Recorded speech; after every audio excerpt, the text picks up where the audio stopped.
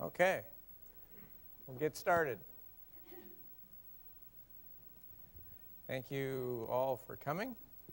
We'll talk a little bit about Doc Edgerton today, show you a lot of great photographs. I'm going to tell you at the end a little bit about the Edgerton Center and a little bit about the Edgerton Archive Project.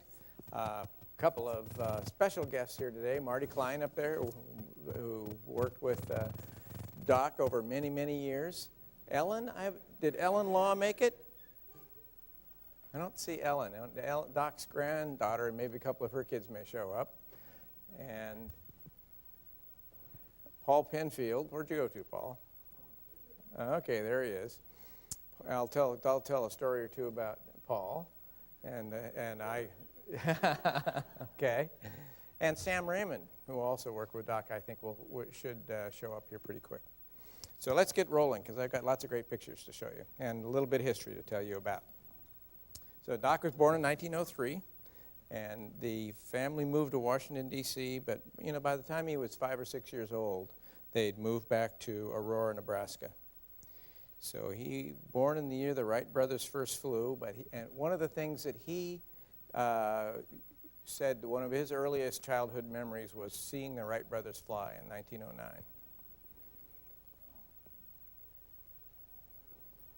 So I'm going to give you just a little bit of chronology. When he was living in Aurora, he got introduced to photography from an uncle who was a portrait photographer. As he grew up, got into high school, he started working for Nebraska Power and Light. He worked summers there, and I think when he was also in college. He attended the University of Nebraska, which is where he got his bachelor's degree in electrical engineering, and then took a job for a year at General Electric in Schenectady. Now, I don't have any photographs of Doc from these really early years.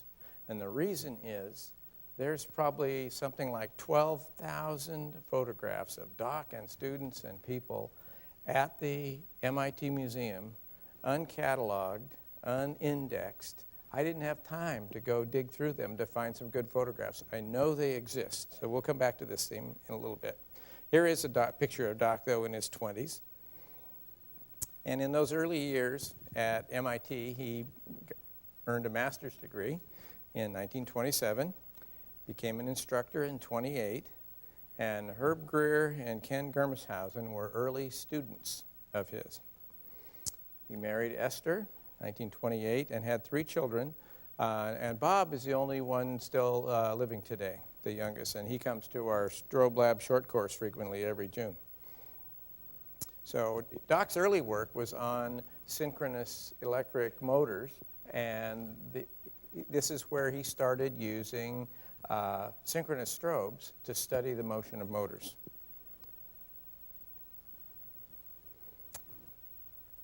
Got his Doctor of Science, Electrical Engineering, 1932. Became assistant professor in the same year. And at that time started turning his camera and then the flash on everyday things. I've heard him say that one of the first things he ever took a flash picture of other than an electric motor was turning the flash on a faucet, just taking a picture of water. And he took pictures of water all through his life. He was really fascinated by droplets and interesting things in water. This is a really early picture. But then he rapidly moved on to lots of other interesting things. A Harvard football coach, 1934. I really like this picture because you can see in it how it was triggered. See this wire? Just a piece of wire. And as the ball moves into it, it closes the circuit and pops the flash. And I like the little puff of dust you can see coming off the football when it gets kicked. Tennis balls. Cockfights.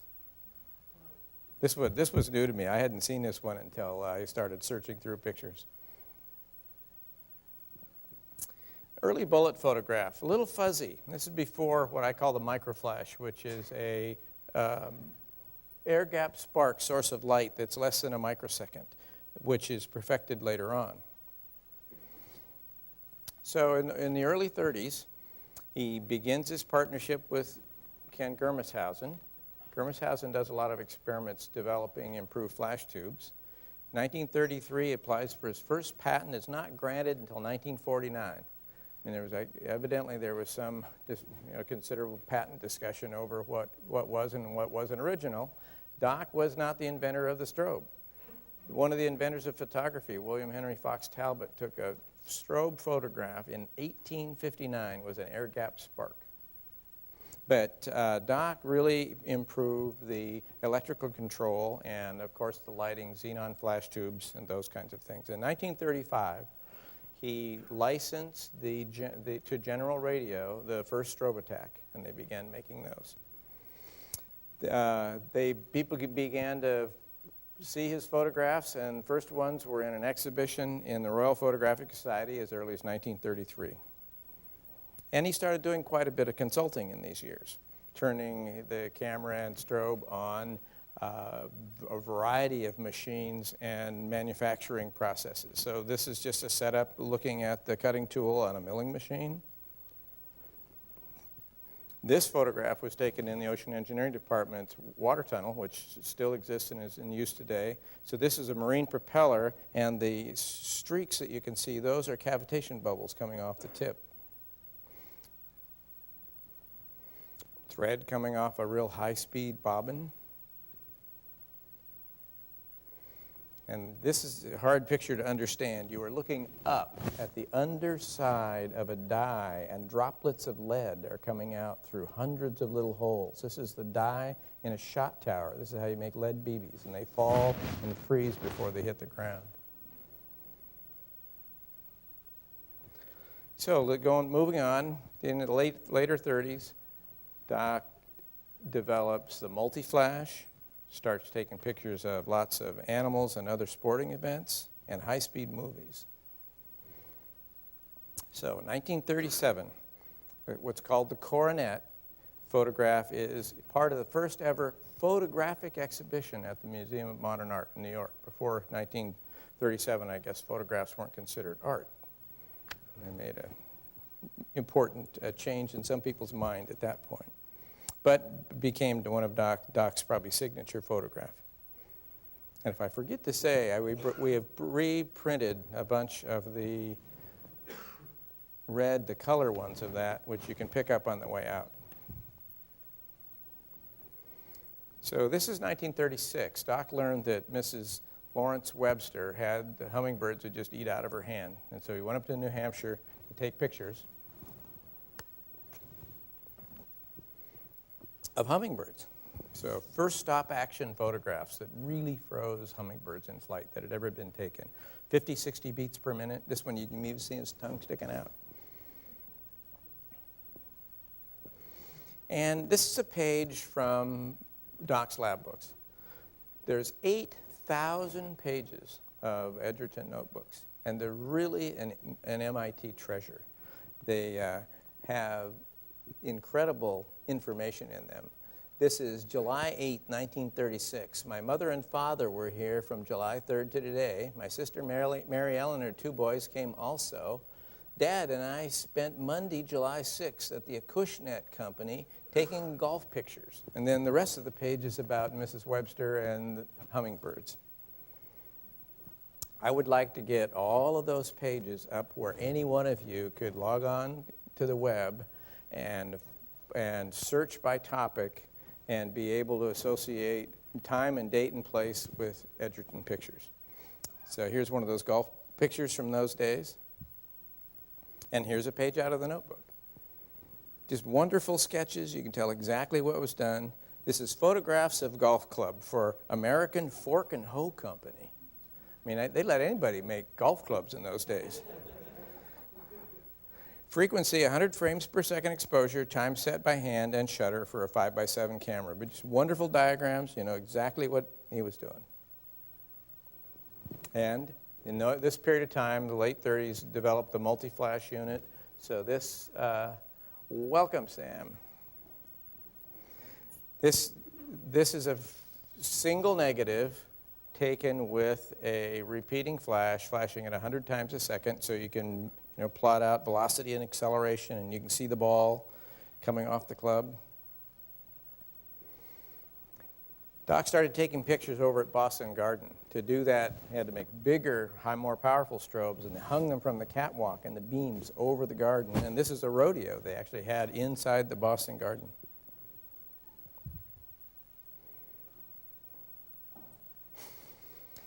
In the late 30s, Doc went to Kodak and tried to convince them to produce strobes.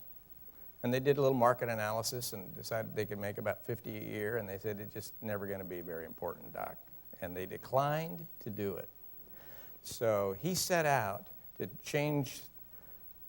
create the demand that became the modern flash industry. And one of the ways he did that is by building portable strobe units that he loaned to sports photographers.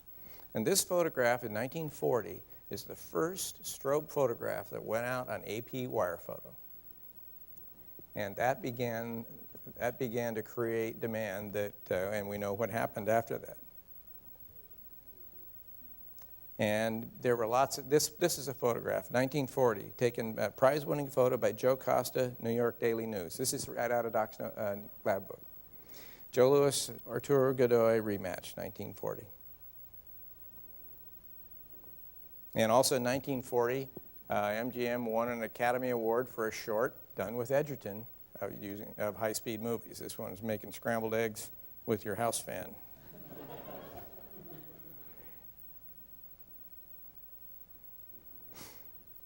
Then along comes World War II, and Doc becomes involved in using high-intensity strobe, developing high-intensity strobes for night reconnaissance photography. The fellow who came and recruited Doc to this business was Major Goddard of the Army Air Corps, and he'd been working for years on flash bomb night photography, and he wanted to know if Doc could make it work with electronic flash, which has huge advantages. So these are some photographs taken in Britain in 1944. This is installing flash tubes in A-26s and A-20s for night reconnaissance photography. There's a whole series of them made from the D1 to the D5. They varied from 5,000 watt seconds to almost 50,000 watt seconds. There's one of the planes in the evening getting ready to go off for a test run. And he didn't send them to just any old place for test runs. He sent the pilots off on the first test runs when they were training there in Britain to take photographs of Stonehenge. So this is a night reconnaissance photograph of Stonehenge in 1944, 1,500 feet. And this is one of my favorite Edgerton pictures. Doc knew when the photograph was going to be taken. He was on the ground, put a camera on a fence post, opened the shutter, and this is a nighttime photograph of Stonehenge with illumination from a night reconnaissance photo plane. Okay, so this is the matching photograph to that. Rather hard picture to reproduce. So that photography had a crucial role in D-Day. There were pictures taken, there were 1,000 feet cloud cover, a ceiling, the night of June 6th. Flash bomb photography wouldn't have worked. Went in under the clouds. This is a really important rail and road junction in Normandy. German activity was absolutely quiet that night. They had no idea that the invasion was about to begin.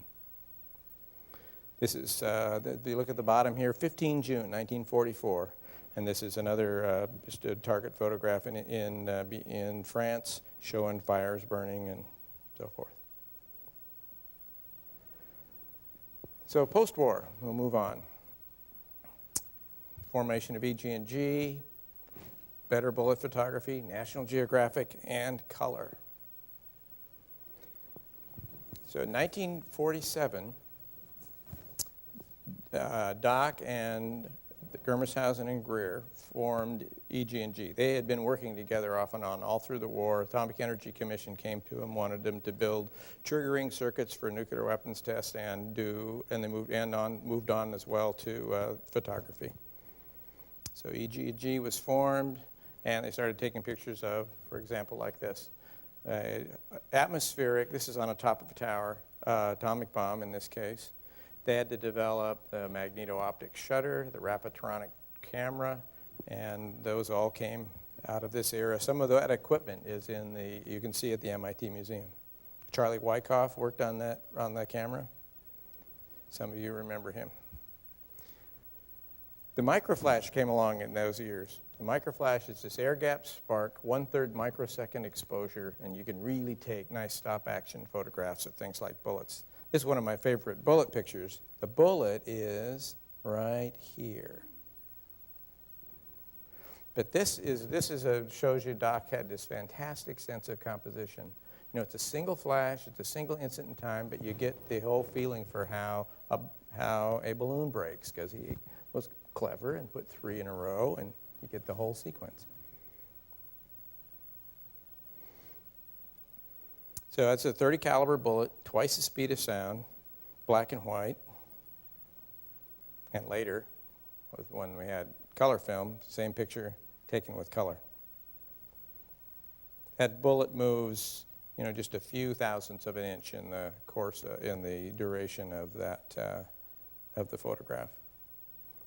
So the way, if any of you don't know how a bullet picture is taken, you turn all the lights off in the room, you open the shutter on the camera, you shoot the gun, and the shock wave from the bullet hits a microphone, and the microphone trips the flash. And if you're standing in the room, and and you're looking right at the playing card, you got your eyes wide open, and it's completely black. The gun goes, the flash goes off, and you can see the bullet with your eye.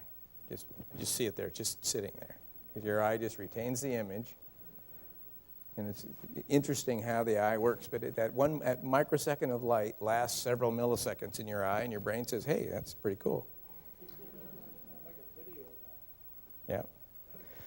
So Doc's first article in National Geographic was 1947. It was about hummingbirds. There was another one, I think, in 1951, and a whole series of geographic articles, many of them about underwater exploration. Crawford Greenwald was the president of DuPont, and hummingbirds were his hobby, and he came to Doc to have him learn how to use flash, and he built Greenwald's first unit. Greenwald went on to publish his own book of hummingbird photographs with individually glued in color photographs of birds from all over the world. Absolutely spectacular, rare book. Bats. Great photographs, including fishing bats. I don't have that picture. I have to find that one. And then, of course, the modern signature photograph, the milk drop. So the 50s to the 70s, this is when marine archaeology and underwater work really became important. And I was just looking at some of the listing of publications. So he first met Cousteau in about 53, and as the story goes, the Geographic hooked him up and told him about Cousteau, and we'll send him up. And so there is a photograph I've seen of Cousteau swimming in the MIT alumni pool with Doc's underwater flash and camera. And from then on, he went on several expeditions with Cousteau, of which many of them, if you go back and watch those old Cousteau specials on TV, several of them the Doc was involved in. Then he also did something like, Claire, where's Claire? How many different archaeological expeditions the Doc contributed to it's something like 80, right? And the Doc had a profound effect on marine archaeology. He introduced essentially the marine archaeology community to the use of sonar for a variety of purposes, and it really revolutionized the way underwater archaeology was done. I'll show you a little bit of that. And Claire Calcagno is here, has researched a lot of the materials at the MIT Museum and written papers on Doc's marine archaeology. So this is, so the early, I think Doc's first use of underwater sound was to figure out how far off the bottom the camera was. Because you put a pinger on the camera and you lowered it down. Each time the pinger would beep, the sound would go directly to the surface, and the sound would go down to the bottom, bounce off and directly to the surface. And the difference in arrival time told you how far off the bottom the camera was. So remotely, paying out the cable from the boat, you could position the camera exactly the height off the bottom that you wanted it to be. Now, 5 feet off the bottom is how much difference in delay time? 2. 1 each way. Down and back, right. 2 milliseconds. Difference is 5 feet, in a millisecond, sound travels about 5 feet in water. So this is one of the next uses was Doc learned that, hey, some of the sound is penetrating the bottom, and you can see things beneath the bottom. And this is one of the, so the boomer was born, and this was one of the things that you really used widely in marine archaeology, because you could find things underneath some kinds of bottoms. Others didn't do so well. And this is one of Doc's favorite practice targets. It's the Sumner and Callahan tunnels.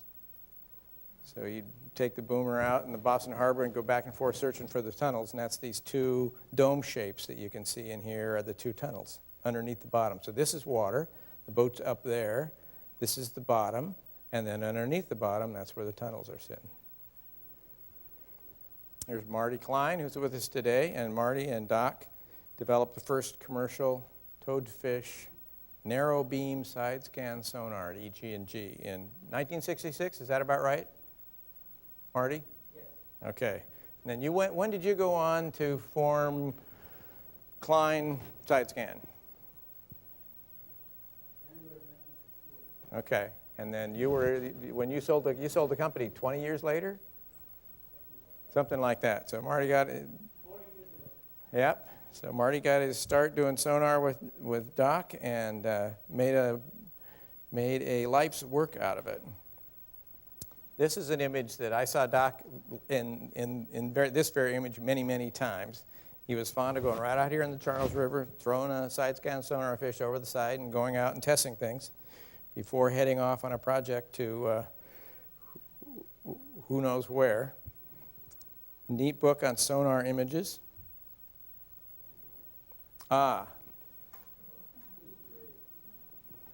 So if Paul Gray were here, he has some funny stories about these.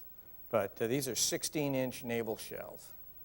And they were sitting out on a pallet for a long time over by Building 20. And one day, Paul likes to tell the story that a student complained to him about having this war material laying around. And so he decided, well, I'll just send him to see Doc. Because the reason these shells were here, there was explosives had taken out of them. You can unscrew a piece in the back. And these naval shells, Doc used them to make pressure testing vessels out of them. So if you wanted a camera that could go down 20,000 feet in the ocean, you put it inside the shell, closed it up, pressurized it hydraulically, and tested it to 20,000 feet. I think I disposed of the last one of these at MIT. We had when I was a young professor in the ocean engineering department, the pressure testing vessel that had been made out of one of these was still there in a cart, standing upright with all the apparatus, and I gave it to some folks at Woods Hole. So that's the last we saw of one of these here at MIT. Doc, as I said, went many times with Cousteau on board the Calypso, one of the photographs of those trips.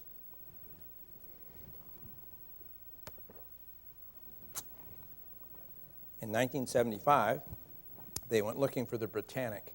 And so this map, this is Greece, there's Athens, and right down here is where the Britannic was found. It's where it was sunk in World War I. If you notice, this is a tracing of a map done on MIT letterhead. And this is the out of Doc's, again, out of a notebook. This is a side scan sonar trace going right dead over the center of the Britannic. Calypso, November 15th, 1975, latitude, longitude, depth. 1973, Doc went out with a group looking for this Civil War ironclad, the Monitor, off of Cape Hatteras, where it sunk shortly after. It wasn't long after the famous battle that was in with the Merrimack, but then they were towing it north, and it got in a storm and sank. And it wasn't rediscovered until 1973. And these are side scan traces showing the Monitor on the bottom. So I'm going to tell you just a little bit of story about my own involvement with Doc. We do it on time. Okay. I came in 1968, summer 1968, as a grad student. Probably saw Doc give a talk, got fascinated. By 1969, I was going in the Army. And while I was in the Army, I bought cameras, I built my first photo lab, I learned how to take pictures. And when I came back in 1972, I went to Doc in the spring of 72 and said, I really want to take the Strobe Project Lab course. And of course, I was a graduate student at the time. I had lots of laboratory training, but he said, well, we'll let anybody in. And so he let me in, and I took the Strobe Project Lab course and just had a ball. And that summer, I learned that he needed a teaching assistant for the next year, and I hadn't yet found a PhD thesis in ocean engineering that I was happy with, and so Doc hired me as his teaching assistant for the year, which gave me time to develop a really terrific ocean engineering doctoral subject, and it gave me a chance to do what I'm going to tell you about. When I came in September, Doc said, why don't you do a project? In addition to being the TA, why don't you do a project? And he says, I've never done color Schlerin photography, and so why don't you give it a try? And so I went to the library and found out that color Schlerin is used a lot in supersonic wind tunnels to take pictures of shock waves. And there were 3 or 4 different techniques described there, and so I read up on them, built the apparatus, took the first picture. About a month later, walked into Doc's office, and he had that little 10-power loop. I don't know how many of you remember see him looking at negatives with his loop. Then he got his loop out, and he says, Van, he used to call me Van. He says, Van, I think it's out of focus. All right. Well, so then I went back, I built it the best I could, and that's what we got. So I went back and found another technique and built it, and a month later, bring in the first picture, and he says, Van, I don't like the color. Okay? So this went on until January. I was getting a little desperate. And I was reading the amateur scientist column in Scientific American. And a graduate student in Tennessee had come up with a new way of doing Schlerin. He didn't have the high-speed equipment that I had, but he had a new technique. And so I built that, and during IAP in '73, came into the photograph, one very much like this, showed it to Doc, and he says, Van, I think you've got it. So with that, we took lots of pictures of cool things. And I'll tell you a little bit about Schlerin here. This is the hot air above a candle. And you can see it's kind of blue on one side and yellow on the other, that column of hot air. This type of color Schlerin, the color you see tells you the direction in which light has been refracted. So if you take a cut through that hot air, and draw yourself a picture. So imagine this is light traveling through that column of hot air. Light bends in the direction of increasing index of refraction. So that column of hot air acts like a diverging lens because the temperature is highest in the center, the density is lowest, index is lowest, and so index increases as the temperature decreases. So it acts like a diverging lens. And now the way you get a picture out of it is you set yourself up with 2 telescope mirrors. Ours are about 10 inches in diameter, 8-foot focal length, and you put a light source at the focal point of one of them, and the light then lands on the mirror, and it creates a collimated beam of parallel light. That light lands on the second mirror and is focused back down to an image of that original point source. And you block that light with a knife edge. And you put a camera right behind the knife edge. So now that red ray of light comes along, passes through the hot air above that candle, and is refracted slightly from its path, hits the mirror, but now no longer lands on the knife edge where the original image was, but gets over the knife edge and into the camera. camera is focused through the mirror onto the plane where the candle is sitting. And the camera essentially assembles a photograph out of light that gets over the knife edge, and it's light that is coming, appears to be coming from the location of the candle. So that's how a Schlieren system, the simplest explanation of a Schlieren system. And if you do it then with multiple sources of different colors, you can make it so that if light is refracted down, it looks yellow. Up, it's blue. Left and right are red and green, and everything in between at different angles. So this is a .30 caliber bullet. The light is refracted down in the shock waves at the top and come out yellow, up blue. But you can see there's a lot of amazing things in a picture like this. These are little Mach stems. That's reflected sound because of the density difference between hot air and cold air. This is wake turbulence.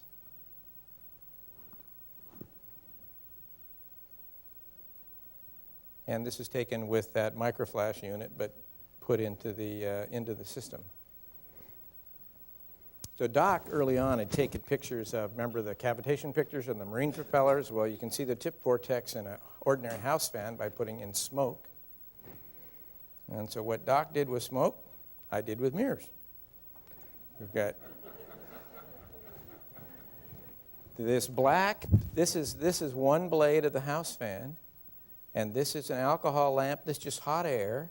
You can see it in the Schlieren. It's rolled into the tip vortex and then shed downstream as a helix.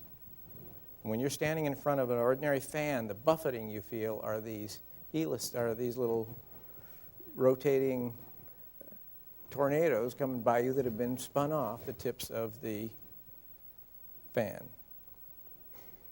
So this is a .30 caliber bullet, a shadow graph of Doc's passing through a piece of cardboard. The same thing in Schlieren.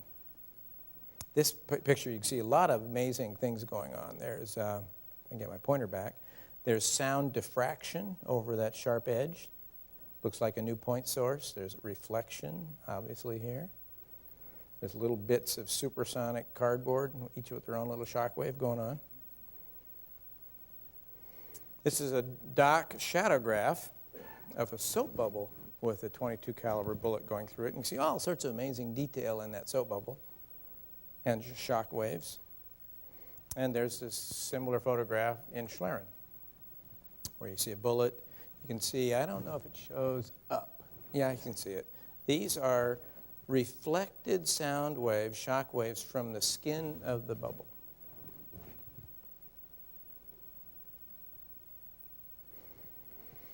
So, one of the things that I most love about Doc was what he did for lots of people, including me. Helped folks start companies. He gave generously of his time and his money and his resources. And in my case, I'd been taking these Schlieren photographs, and he liked them, and he says, Kim, I want you to write it up. You're going to show these photographs at the 11th International Congress in High-Speed Photography, which was held in the summer of 1973 at Imperial College in London. And so that was a great opportunity, and I wrote the paper, and we sent it off, and I took slides along. But Doc also took about a dozen of these photographs, sent them out to the photo lab at EG&G. EG&G made 16 by 20 enlargements of them, mounted them. Doc sent them ahead to the Congress. They were put up in a gallery outside of the main hall where the talks were given. And so I had this private show at this conference where, of course, he's the father of modern high-speed photography. So I got he just had me tucked under his wing. I just got to go to everything that Edgerton went to. It was really cool. Well, one of the people who came to that gallery was the editor of Nature magazine, and basically saw the pictures, says, I got to have that. And so my first published article was in Nature magazine with a color photograph as a grad student. So this is a pretty heady experience. And I wouldn't be here today if it were not for Doc Edgerton. So, and he helped me in ways I know, and I'm sure he helped me in ways I'll never know. But he helped other people too. And that was one of the real motivations in 1990 when Doc died we want to do something that would be a really appropriate legacy Harold Edgerton. And so in 1990, there was a discussion with the family and the family trustees of the Family Foundation, and with Paul Penfield and with Paul Gray and people here at MIT as to what would be appropriate. And we came up with the idea of that we should, the photographs were great and they would be preserved. But the really important contribution and the reason students love Doc was that he made his lab and his time available to help them with things they wanted to accomplish. So we created the Edgerton Center, or proposed the Edgerton Center, as a place where MIT students could come and have a place to work. And Doc was fond of saying, you know, a student would walk in, I've always wanted to try something, and he'd say, there's a bench, there's a soldering iron, it only takes a couple of microseconds, get on with it. And we wanted to have that be a way of remembering Doc by creating the Edgerton Center. So in 1992, we founded the Edgerton Center, and Paul Penfield and I did a lot of the heavy lifting to make that happen. Paul was the department head of electrical engineering and computer science at the time, and Doc's lab was EECS space. And you know how valuable space is at MIT. So, and he wanted this to happen, and so did I, and a lot of other people, including Paul Gray and the family. So an endowment that Doc had set up as a life trust, which would support Esther, his wife, until she died, became the permanent endowment of the Edgerton Center in 2001. So today, in our mission, when we opened the doors, we wanted to continue to do high-speed photography. We wanted it to be a hands-on resource center for MIT students the way it had been when Doc was there. And we wanted it to continue something else that Doc did, and that was to have it be a window on MIT. He was fond of taking things out and giving talks at school kids, but also people came, and even in those days there were photographs all up and down the hallway. We wanted to do that, and today that still exists in our K-12 programs. So just a little bit about what goes on today at the Edgerton Center. We still do high-speed photography. So here's one of Doc's making applesauce photographs. And this is a picture from Strobe Project Lab, which is a subject that I took in that spring of 1972. We still teach it today. This is a student photograph of colored chalk.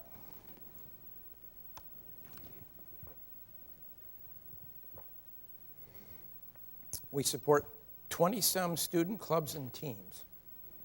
One of them is a group called the Vehicle Design Summit. 2 summers ago, it's almost now, so it'd be the spring, it was over 2 years ago, so 2 women students, the 2 on the left and right here in blue.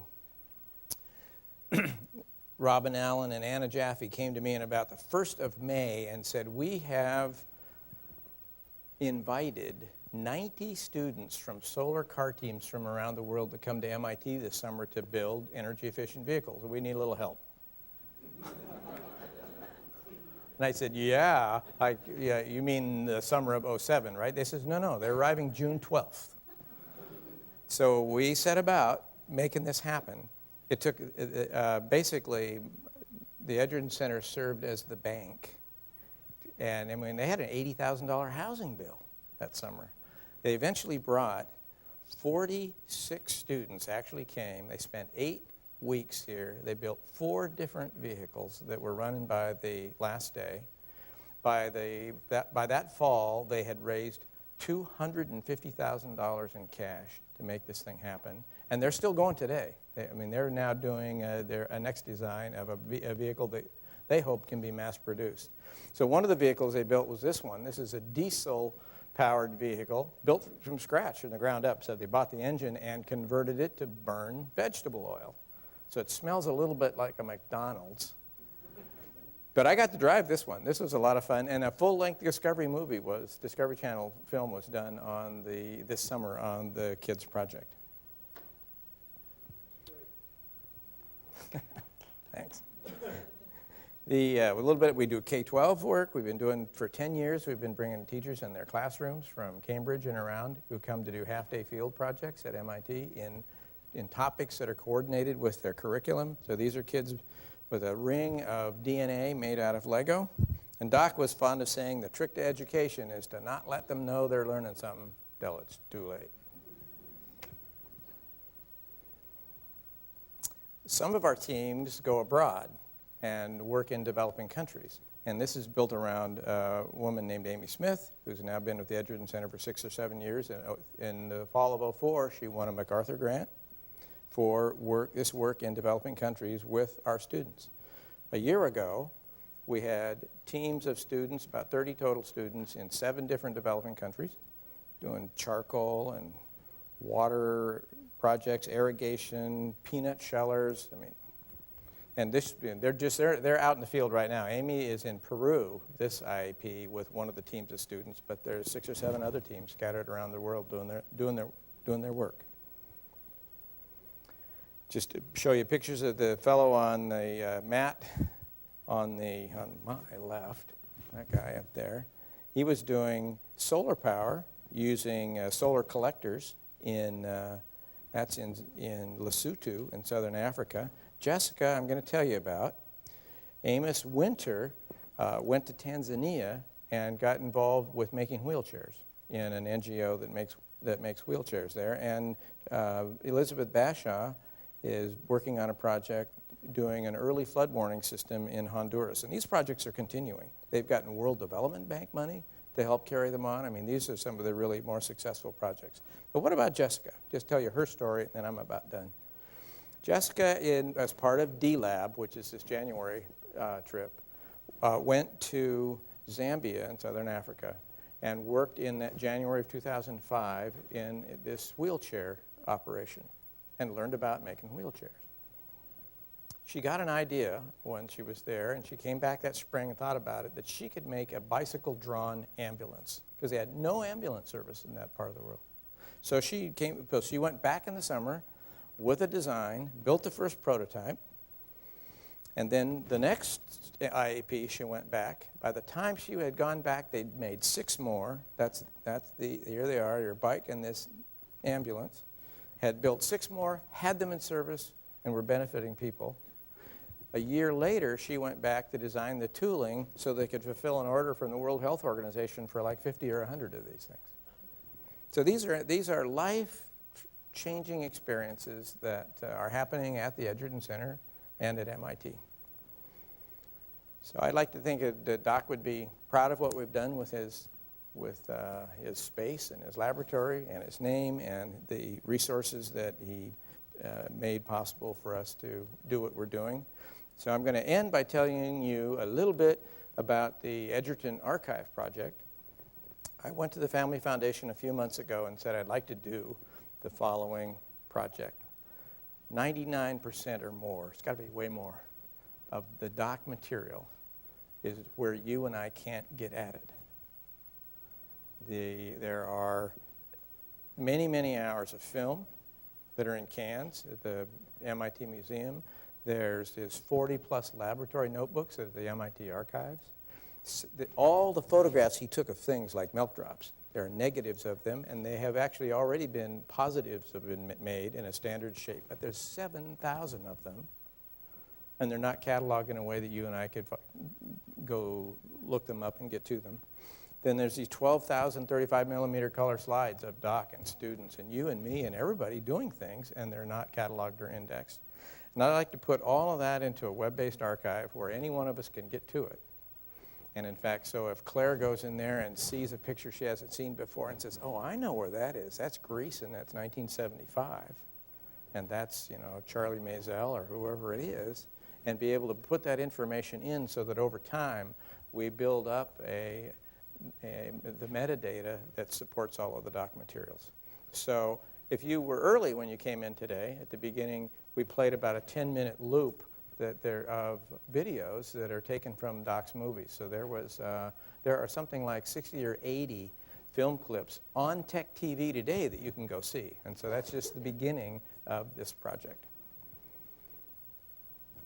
So when I began, here's a fellow from early days from 1926 or 7. I have no idea who he is, but I'd love to find out. So if somebody can write in and tell us someday. So parting word from Doc. This is Doc standing in front of his notebooks. I don't know if I can make this happen. If I can't, we'll just stop and go to questions. I'm going to turn this down, and if I can get a little video clip to run here, this is where we'll end.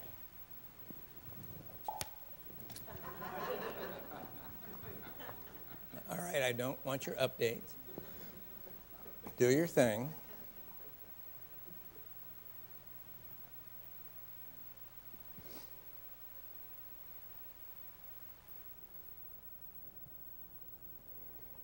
There's a lot of great footage of Doc in different things. Like the short that was made in 1940, we have that.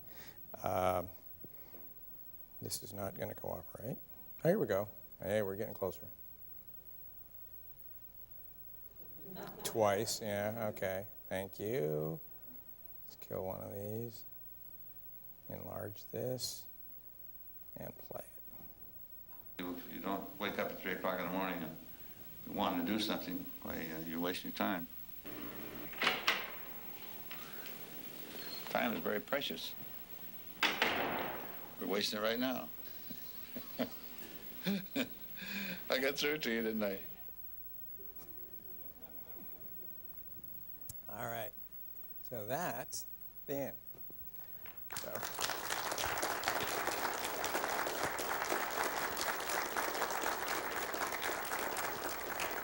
So we've got a little time. Thanks for coming. People have got memories that they have of what they did with Doc or questions you want to ask. Time's yours. I think actually my recall is that he was in fact working on large motors. And that's then when he came to MIT, he continued that work, is the closest connection that I know.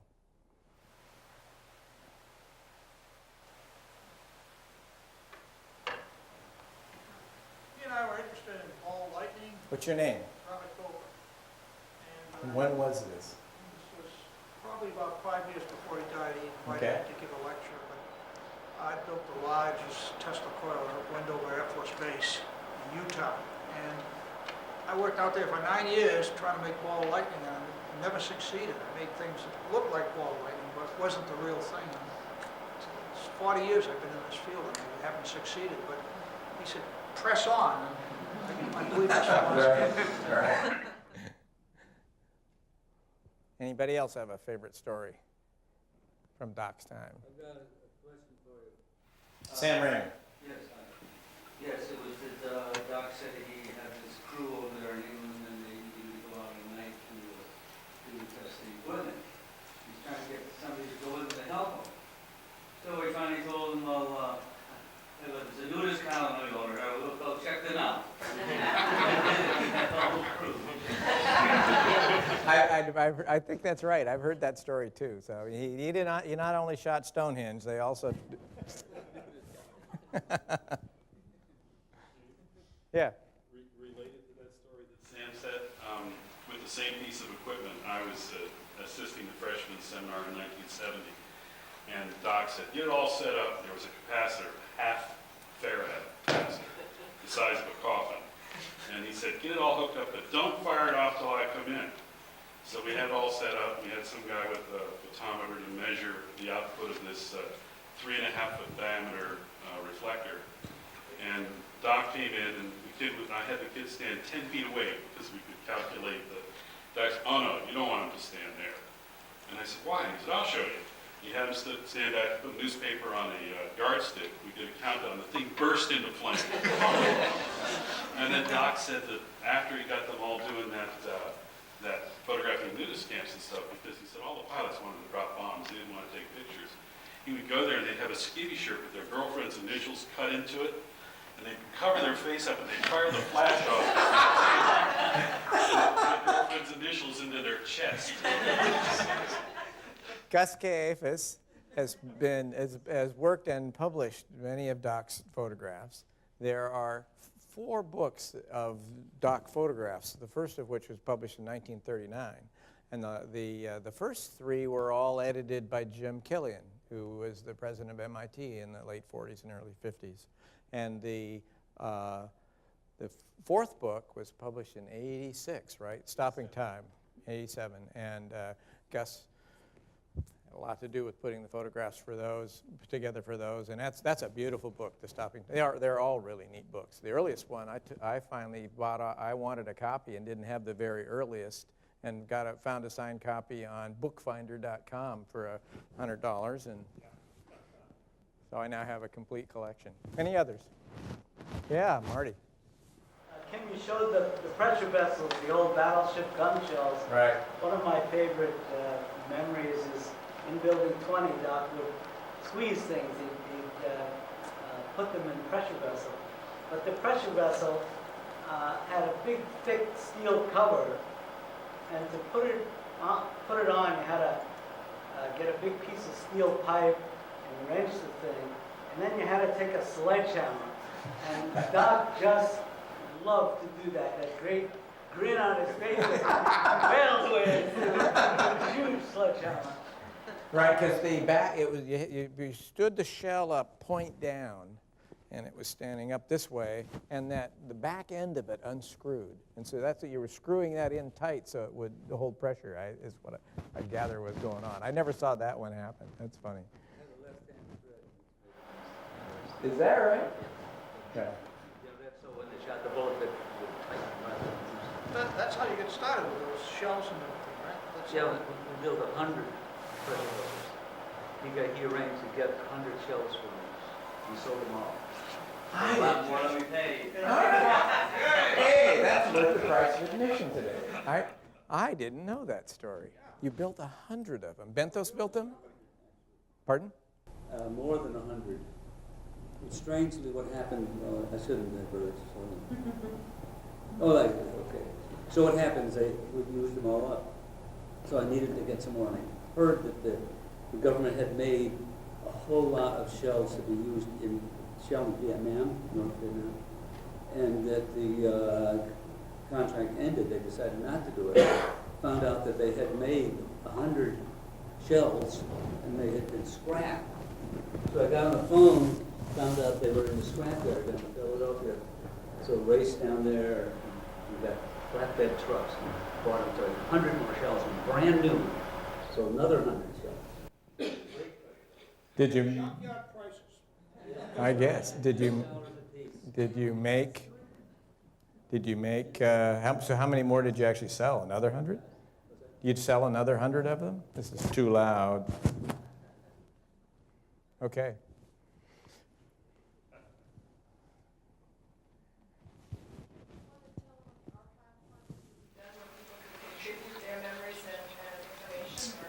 Well, I hope a year from now we'll be really far into it. We're making the early progress is with the film right now. So we're going to, quite a bit of the film is already on video, and that's what you saw some of at the beginning today. But we're going to take another 20 hours or so of it and have it digitized and turned into video so that those can be up. So that's underway. And well, that's what I showed at the beginning today were there are about 80 different short clips that we've gotten up online already that you can see. And so eventually we'll have a lot more, including those 7,000 images. So if somebody doesn't duplicate it, I'm happy to give it to you.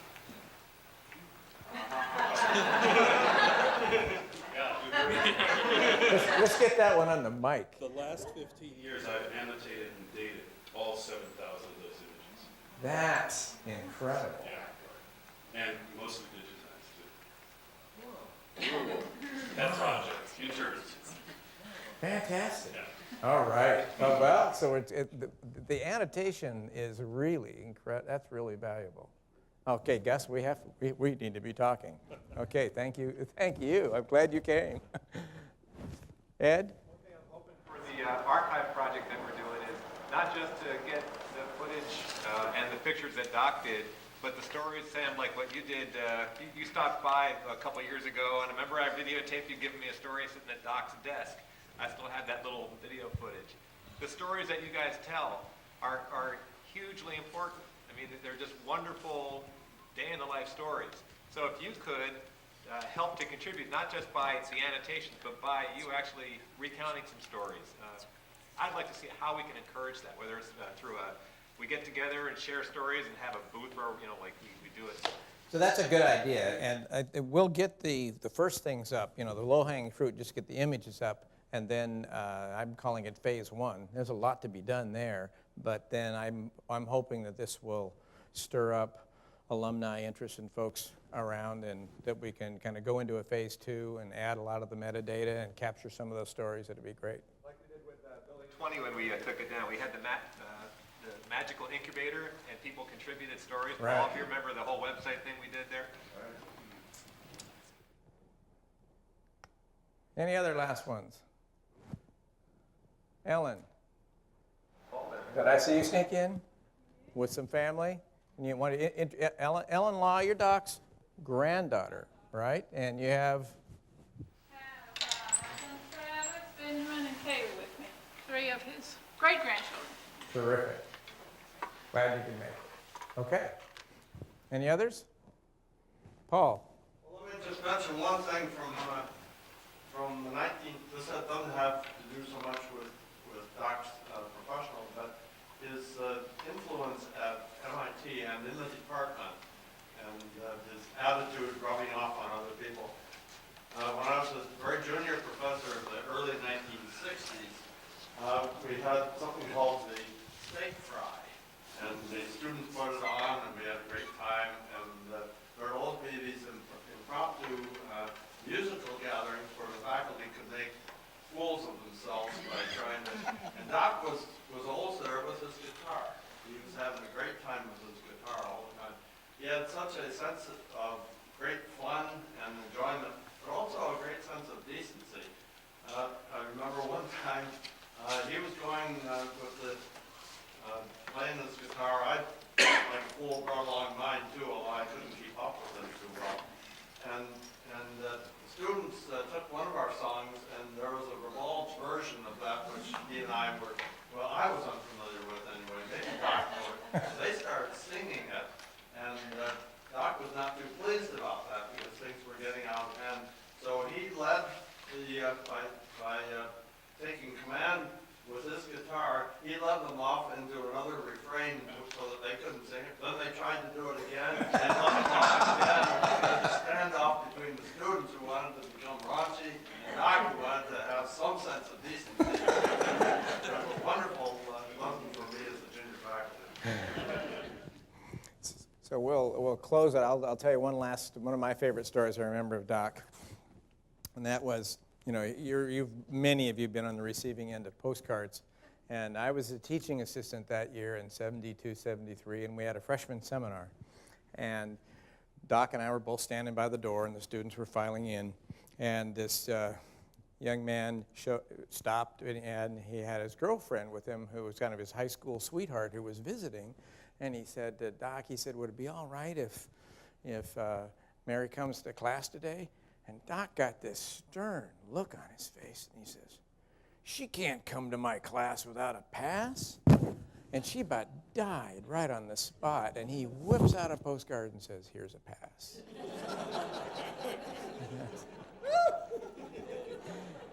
So I thank you all. It's been great fun.